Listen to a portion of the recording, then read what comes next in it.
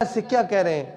اللہم انی اشکو الیک ضعف قوتی وقلت حیلتی وہوانی علی الناس۔ اللہ میں تجھ سے شکایت کرتا ہوں کہ میں ضعیف ہوں۔ اللہم انی اشکو الیک ضعف قوتی وقلت حیلتی وہوانی علی الناس۔ حضور کی زبان پہ یہ جملے آئے، فرشتے آ گئے، یا رسول اللہ حکم دیں دو پہاڑوں کو آپس میں ملا دیں، یہ بستی والے اس میں پس جائیں۔ ایک فرشتہ آیا، یا رسول اللہ اجازت دیں آسمان سے پتھروں کی بارش کر دیں، یہ ملیاں میٹ ہو جائیں۔ آقا علیہ السلام فرما رہے ہیں یہ ایمان نہیں لائے تو شاید ان کے بعد ان کی نسل در نسل وہ مجھ پر ایمان لائے۔ بد دعا نہیں فرمائی، نڈالو کے تھوڑا آگے تشریف لائے۔ نماز فجر کا وقت ہوا، حضور قرآن پڑھ رہے ہیں اور حضور کے غلام آپ کے ساتھ ہیں، با جماعت نماز پڑھ رہے ہیں۔ حضور کی جماعت آپ قرآن بلند آواز سے پڑھ رہے ہیں۔ حضور کی بلند آواز جب اس جنگل میں گونجی، اس کا نقشہ اللہ نے کھینچا۔ وَإِذْ صَرَفْنَا إِلَيْكَ نَفَرًا مِّنَ الْجِنِّ يَسْتَمِعُونَ الْقُرْآنَ، یہ ایک گروہ وہ گھومتا پھرتا حضور کے قریب آیا، جنات کا گروہ قریب آیا۔ وَإِذْ صَرَفْنَا إِلَيْكَ نَفَرًا مِّنَ الْجِنِّ يَسْتَمِعُونَ الْقُرْآنَ، قرآن سننے لگے۔ فَلَمَّا حَضَرُوهُ، حضور کی آواز ہے اور اللہ کا کلام ہے، کیا ہی خوبصورت آواز اور کیا ہی خوبصورت کلام۔ فَلَمَّا حَضَرُوهُ، جب وہ حضور کے قریب حاضر ہوئے، فَلَمَّا أَنصِتُوا أَنصِتُوا أَنصِتُوا أَنصِتُوا أَنصِتُوا، چپ ہو جاؤ، خاموش ہو جاؤ۔ کیوں؟ حضور قرآن پڑھ رہے ہیں، حضور کلام پڑھ رہے ہیں۔ اس قرآن کو سنا، قرآن سننے کے بعد حضور نماز کے فارغ ہوئے، حضور پر ایمان لائے۔ حضور پر ایمان لانے کے بعد اپنی قوم میں، جنات اپنی قوم میں گئے اور کہنے لگے یا قومنا اجیبوا داعی اللہ، یا قومنا اجیبوا داعی اللہ، اے میری قوم، اے ہماری قوم، اللہ کے داعی رسول اللہ کی بات کو مان لو۔ یہ معنی ہے یا قومنا اجیبوا داعی اللہ وآمنوا بہ، حضور پر ایمان لاؤ۔ کیا ہوگا؟ یغفر لکم من ذنوبکم، اللہ تمہارے گناہوں کو معاف کر دے گا۔ ویجرکم من عذاب علیم، اللہ تمہیں دردناک عذاب سے بچائے گا۔ اور یاد رکھنا ومن لا یجب داعی اللہ فلیس بمعجز فی الارض ولیس له من دونہ اولیاء اولئک فی ضلال مبین، جس نے حضور کی بات کو نہ مانا، حضور کے کلام کو نہ مانا، ومن لا یجب داعی اللہ فلیس بمعجز فی الارض ولیس له من دونہ اولیاء، وہ کائنات میں کچھ بھی نہیں کر سکتا۔ اولئک فی ضلال مبین، یہ بھٹکا ہوا آدمی ہے۔ بہرحال قرآن ایسی کتاب ہے کہ حضور نے پڑھا، جنات نے سنا، حضور پر ایمان لائے، یہ وہی قرآن ہے۔ حضرت عمر بن خطاب رضی اللہ تعالی عنہ ابھی مسلمان نہیں ہوئے، حضور نعوذ باللہ حضور کو قتل کرنے کے ارادے سے گھر سے نکلے، راستے میں ان کے ایک صحابی سے ملاقات ہوئی۔ انہوں نے کہا کہ تم مسلمان ہو گئے ہو، کہا مجھ سے بعد میں جھگڑنا، پہلے اپنے گھر کی خبر لو، تمہاری بہن تمہارا بہنوئی مسلمان ہو چکے ہیں۔ اچھا، میری بہن میرا بہنوئی مسلمان ہو گیا ہے، حضور کے پاس جانے سے قبل میں پہلے ان کے پاس جاتا ہوں، ان کا جا کے قلع کما کرتا ہوں، ان کو جا کے زد و کوب کرتا ہوں۔ تشریف لائے، اندر آئے اور وہاں پہ اپنی بہن کو تھپڑ مارا، ان کے چہرے سے خون باہر نکلا، اور پھر تھوڑا غصہ ٹھنڈا ہوا تو کہنے لگے کیا پڑھ رہے تھے، کیا پڑھ رہے تھے؟ کہا ٹھہرو، رکو، ہم جو پڑھ رہے تھے وہ آپ نے اگر ہاتھ لگانا ہے، آپ نے پڑھنا ہے، پہلے غسل کیجئے، پھر سناتے ہیں آپ کو۔ غسل کیا، تشریف لائے اور قرآن پڑھا جو ان کی بہن پڑھ رہی تھی، اور سورہ طٰہٰ کی ابتدائی آیات، طٰہٰ ما انزلنا علیک القرآن لتشقى الا تذکرۃ لمن یخشی تنزیلا ممن خلق الارض والسماوات العلی الرحمن علی العرش استوى له ما فی السماوات وما فی الارض وما بینہما وما تحت الثری۔ یہ قرآن پڑھا جا رہا ہے اور عمر بن خطاب کی آنکھوں سے آنسو چھلک رہے ہیں، اور جب پہنچے اننی انا اللہ، میں ہی اللہ ہوں، اننی انا اللہ، یقیناً میں ہی اللہ ہوں، لا الہ الا انا، میرے سوا الہ کوئی نہیں، میرے سوا معبود کوئی نہیں، فاعبدنی، میری بندگی کرو، میری عبادت کرو، فاعبدنی واقم الصلاۃ لذکری، نماز کے ذریعے سے مجھے یاد کرو۔ نماز اللہ کو یاد کرنے کا ذریعہ ہے۔ ایک آدمی نماز نہیں پڑھتا، اس نے تسبیح ہاتھ میں رکھی ہوئی ہے، کہتا ہے میں اللہ کو یاد کر رہا ہوں، سارا تسبیح پڑھتا رہے، نماز کے وقت میں نماز نہ پڑھیں، قرآن کی تلاوت کے وقت قرآن کی تلاوت نہ کریں، اور کہ میں ہر وقت ذکر کرتا ہوں۔ ذکر وہ مقبول ہے اللہ کو لا مقصود الا اللہ، ذکر وہ مقصود ہے، تلاوت وہ مطلوب ہے اللہ کو جو حضور کی اتباع کے مطابق ہے۔ حضور کے طریقہ ہٹا دو، وَمَن يَبْتَغِ غَيْرَ الْإِسْلَامِ دِينًا فَلَن يُقْبَلَ مِنْ، حضور کے طریقے سے ہٹ کر بھلے سے کتنی مرضی نیکیاں کرو، کوئی نیکی قبول نہیں، کوئی عمل قبول نہیں۔ جس عمل میں حضور کی اتباع ہے وہ عمل اللہ کے ہاں مقبول ہے، اللہ قبول فرماتے ہیں۔ تو ذکر کرنا، وَأَقِمِ الصَّلَاةَ لِذِكْرِي، اللہ کو یاد کرنے کا بہترین ذریعہ وہ نماز ہے۔ نماز کے ذریعے سے اللہ کا ذکر کیا جاتا ہے، نماز کے ذریعے سے اللہ کو یاد کیا جاتا ہے۔ وَأَقِمِ الصَّلَاةَ لِذِكْرِي، یہ الفاظ سنے، حضور کی محفل میں گئے، یہ قرآن سنا، یہ کلام اللہ سنا، حضور کی محفل میں گئے، اور گئے تھے کفر کی حالت میں، واپس لوٹے تو ایمان سے بھرے ہوئے تھے۔ آج حضور کے ساتھ روزے میں ساتھ ہی سو رہے ہیں۔ اللہ نے کتنا بلند مقام عطا کیا ہے۔ تو صحابی رسول بن گئے حضور سے قرآن سن کر۔ ہم تو قرآن سنتے نہیں، ہم کہتے ہیں ہمیں قرآن سمجھ میں آتا نہیں، ہمیں شعر و شاعری سنا دو، ہمیں شاعری سنا دو، ہمیں غزل سنا دو۔ قدیم زمانے سے بھی یہ چلا آ رہا ہے۔ جس زمانے میں قرآن اترا ہے اس زمانے میں لوگ شعراء کی زیادہ رسپیکٹ، زیادہ عزت کرتے تھے۔ جیسے آج کے زمانے میں لوگ کنجروں کی، لفنگوں کی، لچوں کی، جن کو آپ فنکار اور آرٹسٹ اور آپ ان کو کہتے ہیں یہ کلچر کا حصہ ہے، بہت بڑے فنکار ہیں، بہت بڑے اداکار ہیں، بہت بڑے کلاسیکل یہ گانا گاتے ہیں، اور یہ بہت اچھے شاعر ہیں، بہت خوبصورت ان کی آواز ہے، جن کو آپ اتنی عزت دیتے ہیں، مسلمان عزت دیتا ہے۔ آج اس سے زیادہ عزت قدیم زمانے میں، حضور کے زمانے میں لوگ شعراء کو دیتے تھے، شاعروں کو دیتے تھے۔ اس زمانے میں بھی گانا عام تھا، محفلیں عام تھی، رقص گائیں عام تھیں، آج بھی عام ہیں، اس زمانے میں بھی عام تھیں۔ ایک طرف قرآن ہے، اللہ کا قرآن، اور ایک طرف شاعری ہے، اور وہ کہتے تھے کہ یہ شاعر کا کلام ہے۔ اللہ نے کہا نہ، وَمَا هُوَ بِقَوْلِ شَاعِرٍ، یہ شاعر کا کلام نہیں ہے، وَلَا بِقَوْلِ كَاهِنٍ، یہ کسی نجومی کا کلام بھی نہیں ہے، کسی نجومی کی کہی ہوئی بات نہیں ہے، وَلَا بِقَوْلِ كَاهِنٍ قَلِيلًا مَا تَذَكَّرُونَ قَلِيلًا مَا تُؤْمِنُونَ، بہت تھوڑے ہیں اللہ کو یاد کرنے والے، بہت تھوڑے ہیں اللہ پر ایمان لانے والے، بہت تھوڑے ہیں اللہ کا شکر ادا کرنے والے۔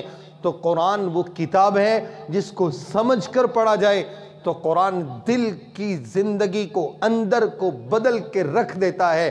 جیسے کسی جگہ پہ بہت زیادہ گرد پڑ جائے، پھر وہاں پہ سخت چیز ڈالی جاتی ہے تاکہ یہ ڈھل جائے، اس کا زنگ اتر جائے۔ لوہے پہ پانی لگے تو زنگ لگتا ہے، چیزوں کو صاف نہ کریں تو خراب ہو جاتی ہیں، پالش نہ کریں تو خراب ہو جاتی ہیں، صاف نہ کریں تو خراب ہو جاتی ہیں۔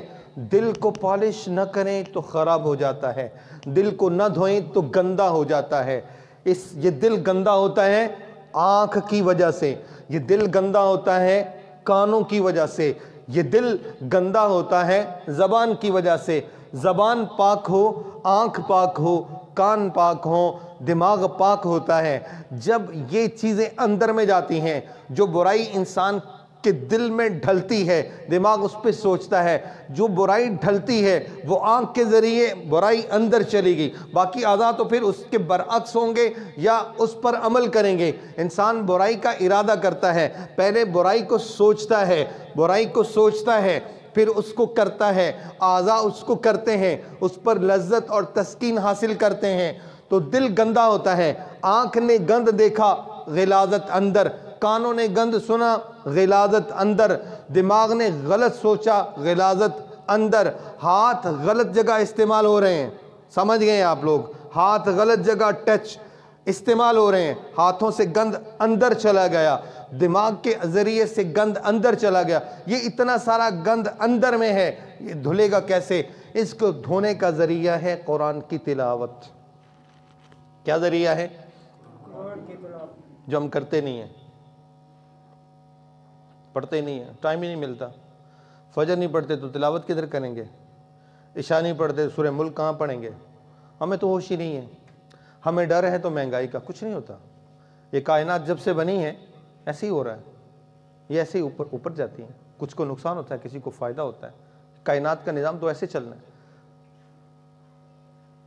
انسان جتنا انسان مہنگائی کے طوفان سے ڈرتا ہے، اتنا اگر قبر کے کیڑوں اور قبر کی وحشت اور ہولناکی سے ڈرے اور دوزخ کے عذاب سے ڈرے تو سب غم ہلکے ہو جاتے ہیں۔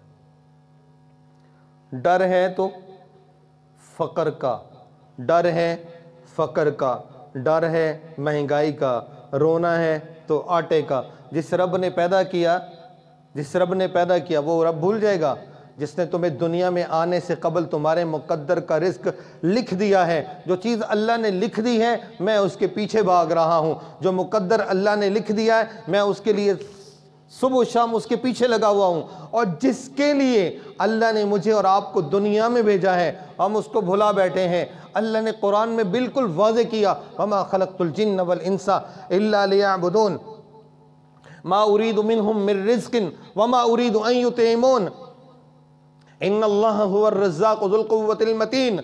تمہیں تو اللہ نے عبادت کے لیے، بندگی کے لیے، اپنی اطاعت کے لیے، اپنی فرمانبرداری کے لیے تمہیں زمین پر اللہ نے اتارا تھا، اس لیے تمہارے رزق کا انتظام تو اللہ کے قبضے میں ہے۔ اللہ یبسط الرزق لمن یشاء ویقدر، اللہ ہے جس کا چاہتا ہے رزق بڑھا دیتا ہے، اللہ ہے جس کا رزق گزارے کے لائق کرتا ہے، اللہ ہے جو آپ کو اللہ وہ اللہ ہے جو دینے پہ آتا ہے، ذکر و انثی، جس کو بیٹیاں بھی دے بیٹے بھی دے، اللہ ہے وجعلناکم شعوبا، اللہ ہے جس نے قبائل بنا دیے، اللہ ہے جو بیٹیاں بھی دے، یہب لمن یشاء اناثا، اللہ جسے چاہے بیٹیاں دے، پہلی دوسری تیسری چوتھی پانچویں چھٹی 6 بیٹے، یہب لمن یشاء اناثا ویہب لمن یشاء الذکور، جس کے لیے چاہے بیٹے، پہلا دوسرا تیسرا چوتھا پانچواں چھٹا بیٹے بیٹے، یہب لمن یشاء اناثا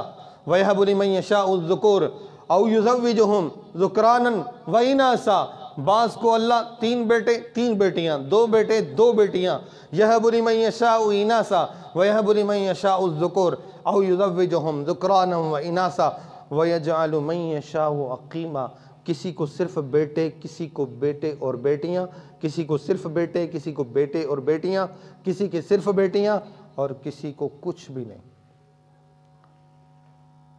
ایک شادی کی ہے، بیوی میں فالٹ ہے، مرد میں ہے، پتہ نہیں کہاں فالٹ ہے، مقدر میں اولاد ہی نہیں ہے، ڈاکٹروں سے لگاؤ چکر، اللہ نے مقدر میں اولاد نہ رکھی ہو تو کہاں آئے گی؟ نہیں آئے گی نا۔ قرآن کہہ رہا ہے وَيَهَبُ لِمَن يَشَاءُ عَقِيمًا، اللہ جسے چاہتا ہے عقیم کر دیتا ہے، بانج کر دیتا ہے، بند کر دیتا ہے۔ یہ اولاد اللہ کی طرف سے آتی ہے، انسان اللہ کے امر سے دنیا میں آتا ہے۔ وَيَهَبُ لِمَن يَشَاءُ عَقِيمًا، تو اللہ دھرتی پر آنے سے پہلے انسان کی روزی کا انتظام کرتا ہے، ہوتا ہے نہیں ہوتا؟ ہمارے گھر مہمان آنے والے ہوتے ہیں، ہم پہلے سے کھانا تیار کر کے رکھتے ہیں، ایسے ہی ہوتا ہے۔ بارات آتی ہے کھانا پہلے سے تیار، نکاح والے آ رہے ہیں کھانا پہلے سے تیار، دعوت ہے کھانا پہلے سے تیار ہے، تو ہم عام انسان ہو کر ہم پہلے سے تیاری کرتے ہیں، تو اللہ جس نے دنیا میں دھرتی میں بھیجا اس نے پہلے سے انتظام نہیں کیا ہوگا؟ کیا ہوگا نہیں ہوگا؟ یہ آنسو ہمارے بہتے ہیں کہ مہنگائی ہو گئی۔ اللہ سے مانگے، برکتیں آج بھی موجود ہیں، آج بھی ہیں۔ ہم برکت کو سمجھتے ہیں کہ برکت زیادہ ہو جائیں، لاکھ کا 10 لاکھ ہو جائے، 10 لاکھ کا کروڑ بن جائے، کروڑ کا 5، 5 کا 10، 10 کا 50 کروڑ بن جائے تو اس کو برکت کہتے ہیں۔ یہ برکت نہیں ہے، ہم کثیر کو برکت کہتے ہیں، ہم کثیر کو، زیادہ کو ہم برکت کہتے ہیں۔ حالانکہ برکت آنے میں آئے تو تھوڑے میں بھی برکت ہوتی ہے، تھوڑے مال میں اللہ برکت دے دیتا ہے، تھوڑے سے پیسوں سے بہت سارے کام بنتے ہیں۔ جب اللہ کام بنانے میں آتا ہے جیب میں کچھ نہیں ہوتا، چیزیں مل جاتی ہیں۔ ہمارا مرتبہ پیسے جیب میں تسلی ہے، میرے پاس پیسے ہیں میں یہ لے لوں گا، ایک دکان پہ نہیں، دوسری پہ نہیں، تیسری پہ نہیں، چوتھی پہ نہیں، پانچویں پہ نہیں، یا مارکیٹ میں نہیں، پتہ چلا مقدر میں نہیں، رزق کس کے ہاتھ میں؟ تو رزق لینے میں اللہ کی نافرمانی نہ کریں۔ اللہ کہتے تم دھرتی پہ آئے ہو، مجھے پتہ ہے تمہیں دھرتی پہ بھیجا میں نے، اللہ کی نشانیاں ہیں۔ جب اللہ بچانے پہ آتا ہے نا تو منو من مٹی، منو من پتھر، یہ جو آپ سیمنٹ اور بجریہ ڈالتے ہیں وہ پتھر سے زیادہ سخت ہوتا ہے، پتھر سے زیادہ وزنی ہوتا ہے، کئی 100 ٹن وزن کے نیچے سے انسان زندہ باہر آ رہے ہیں۔ یہ کون ہے؟ یہ اللہ ہے یا نہیں؟ کئی ٹن پتھر کے نیچے سے، بلڈنگوں کو نیچے سے زندہ انسان باہر آ رہے ہیں۔ فَاعْتَبِرُوا يَا أُولِي الْأَبْصَارِ فَاعْتَبِرُوا يَا أُولِي الْأَلْبَابِ۔ یہ اللہ ہے، جب بچانے پہ آتا ہے چھری کے نیچے سے بچاتا ہے، جب بچانے پہ آتا ہے تو پانی سے بچاتا ہے، بچانے پہ آتا ہے تو آگ کے انگاروں سے بچاتا ہے، اور جب اللہ نہ بچائے پھر موت تو اینما تکونوا یدرککم الموت، تم بڑے بڑے محل بناؤ، بڑے بڑے برج بناؤ، موت تمہیں وہاں بھی آ جائے گی۔ ہمیں موت سے پہلے موت کی تیاری کرنی ہے۔ میں کل کو سوچتا ہوں، ہفتے کو سوچتا ہوں، مہینے کو سوچتا ہوں، میری قلیل تنخواہ سے میرے گھر کا خرچہ کیسے چلے گا، یہ سوچتا ہوں۔ میں مر جاؤں گا، میرے بچوں کا کیا بنے گا، اس کو سوچتا ہوں۔ مہنگائی ہو جائے گی، میں کیا کروں گا، اس کو سوچتا ہوں۔ میں مر جاؤں گا، مجھے قبر میں رکھا جائے گا، میرے ساتھ کیا ہوگا، سوچا؟ وہ پتہ نہیں میری ہڈیوں کے ساتھ کیا ہوگا، میری باڈی سلامت رہے گی یا کیڑے کھا جائیں گے، میرا جسم سلامت رہے گا یا مٹی کی نظر ہو جائے گا۔ بہت ساری پرانی قبریں دیکھنے کو آپ کو ملیں گی، کہیں پرانے قبرستان میں جائیں، ہڈیاں باہر پڑی ہوتی ہیں، جن قبروں کی کوئی دیکھ بھال نہیں کرتا نا، وہاں ہڈیاں باہر ہوتی ہیں۔ کبھی اس کو سوچا ہے مرنا ہے؟ مر کے مر جاتے خیر تھی، مر کے مر جائیں خیر ہے۔ میں آخری بات آپ سے بات کر کے بات ختم کرتا ہوں۔ آپ سوئے ہوتے ہیں، آرام کر رہے ہوتے ہیں، بستر پہ بیڈ ہے، اس کے اوپر گدا ہے، اس کے اوپر لحاف ہے، بہترین قسم کا کمبل ہے، آرام سے آپ سو رہے ہیں، خواب میں آپ کو تکلیف ہو رہی ہے، کوئی مار رہا ہے، کوئی پیٹ رہا ہے یا بھاگ رہے ہیں، جب آپ اٹھتے ہیں وہ تکلیف ہو رہی ہوتی ہے؟ بتائیں ہوتی ہے یا نہیں؟ اور اگر خوشی محسوس کریں تو خواب میں آپ باغات میں گھوم رہے ہیں، پیسے میں گھوم رہے ہیں، گاڑیوں میں، جہازوں میں آپ گھوم رہے ہیں، جب آپ اٹھتے ہیں آپ کے چہرے پہ بشاشت ہوتی ہے۔ مرنے والے کو تکلیف ہوتی ہے، مجھے نظر نہیں آتی، سوئے ہوئے بندے کو خواب آ رہی ہے، مجھے نہیں پتا، مرے ہوئے بندے کو عذاب ہو رہا ہے، مجھے نہیں پتا، میں سامنے اس کو رکھ کے جنازہ پڑھ رہا ہوں، مجھے نہیں پتا اس کے ساتھ کیا ہو رہا ہے۔ ہم پانی سے اس کو نہلا رہے ہیں، اپنے پانی سے خوشبو ڈال رہے ہیں، اور ہو سکتا ہے اوپر سے وہ فرشتے پانی لے کے آیا ہوں گرم ابلتا ہوا پانی، وہ اس سے اس کو نہلا رہے ہیں، میں خوشبو لگا رہا ہوں، فرشتے ہو سکتا ہے اور کچھ لگا رہے ہیں۔ ہوتا ہے نہیں ہوتا؟ قبر حق ہے، مرنا حق ہے، قیامت برحق ہے، روز محشر برحق ہے۔ ہم نے اپنے ایک ایک عمل کا حساب دینا ہے۔ لائف وہ ہے مرنے کے بعد، یہ دنیا کی لائف کوئی نہیں۔ اللہم لا عیش الا عیش الاخرہ، حضور کا فرمان ہے، اللہم لا عیش الا عیش الاخرہ، اللہ کوئی زندگی نہیں سوائے آخرت کی زندگی کے، سوائے کوئی آخرت کی زندگی ہے تو سب کچھ ہے۔